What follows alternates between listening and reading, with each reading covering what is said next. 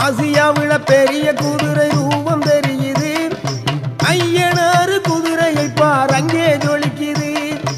ஆசியாவில பெரிய குதிரை ரூபம் தெரியுது.